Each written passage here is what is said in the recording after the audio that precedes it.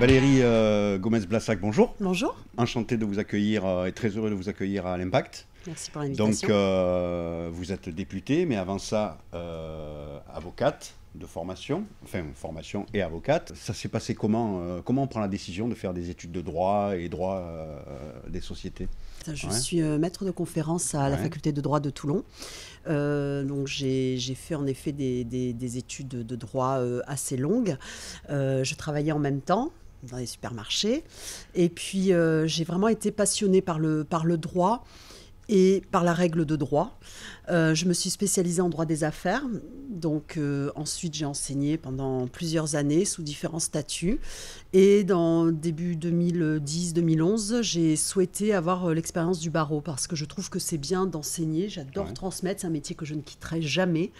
Mais je pensais qu'il était vraiment nécessaire de le mettre en pratique. Donc j'ai fait 7-8 ans de barreau. Et lorsque j'ai été élue, je me suis fait au maître du barreau, donc je n'exerce plus. Mais j'ai continué à enseigner à l'université. Enseigner, c'est donner, c'est partager.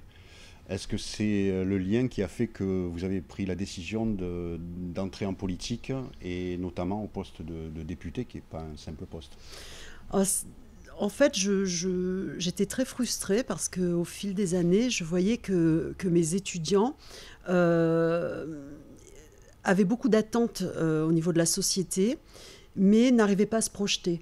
Je les sentais presque blasés. Et ça me faisait mal au cœur, parce que je pense qu'il y a plein de choses à faire dans la vie. Et je les comprenais, parce qu'on ne parle que de chômage, que de crise économique, que de choses négatives.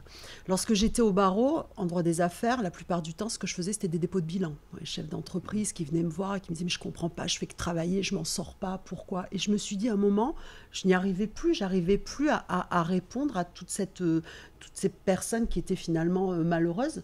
Et je me suis dit, peut-être qu'il faut que je tente la vie politique, parce que peut-être que si j'arrive à donner des idées ou à porter des projets au niveau national, eh bien, peut-être que ça aura des retombées concrètes auprès de toutes ces personnes et de tous ces acteurs.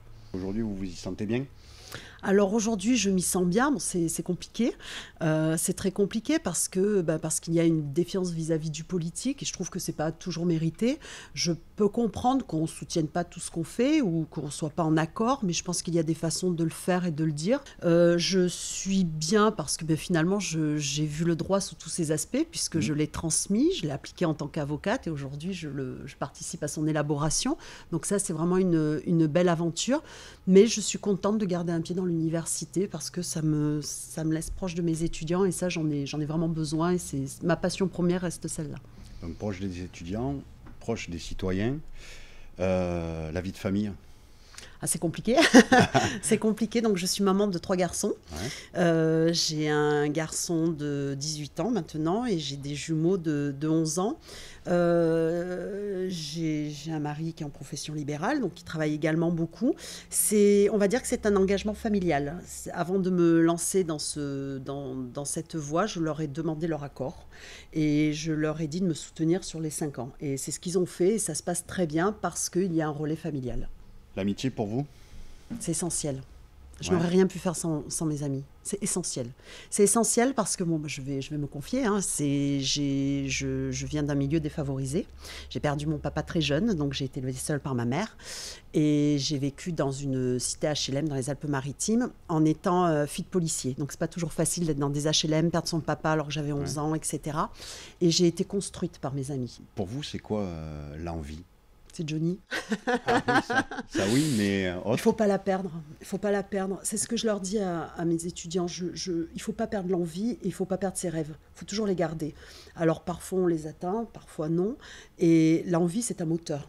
Moi, j'ai envie que le monde soit meilleur et je ferai tout pour qu'il soit meilleur. Alors évidemment, je ne suis pas Dieu. Mais en tout cas, je crois que c'est une responsabilité individuelle, voire collective, et il faut travailler en ce sens. Quel a été jusqu'à ce jour votre plus beau rendez-vous? Mon plus beau rendez-vous, ça a été à la naissance de mes enfants avec mes enfants. Ça, c'est cool. Ouais, mais vraiment, alors sans hésitation. J'en ai 3, donc je ne choisirais pas. Le premier parce que c'était le premier, les jumeaux parce que c'était des jumeaux et tout est magnifique. Est-ce que vous croyez au Père Noël? Tous les jours. Tous les jours? Ouais. Alors, est-ce que je crois au Père Noël? Alors, là, je vous ai répondu sous forme d'humour. je crois qu'il faut arriver à garder du rêve. Quelque part, Père Noël, c'est du rêve. Ça fait du bien. C'est des moments de paix, c'est des moments de trêve. Et je crois qu'on en a tous un peu besoin. Avez-vous un moment secret? Un moment secret? Un moment à vous? Alors, j'essaie de m'en garder. C'est souvent avec un livre. J'en ai moins maintenant, je lis moins d'ailleurs. Mais pour moi, l'évasion, c'est lire. Votre plus beau souhait? Que l'on arrive à vivre tous ensemble. Parfait. Je vous remercie. Merci. Mais autant je me sens bien à Lyon, Toulouse. Quand je suis allé voir Drucker, j'avais 3-4 heures devant moi, je suis allé me balader dans Toulouse, je me sentais bien et tout. Paris, j'arrive pas. On est bon?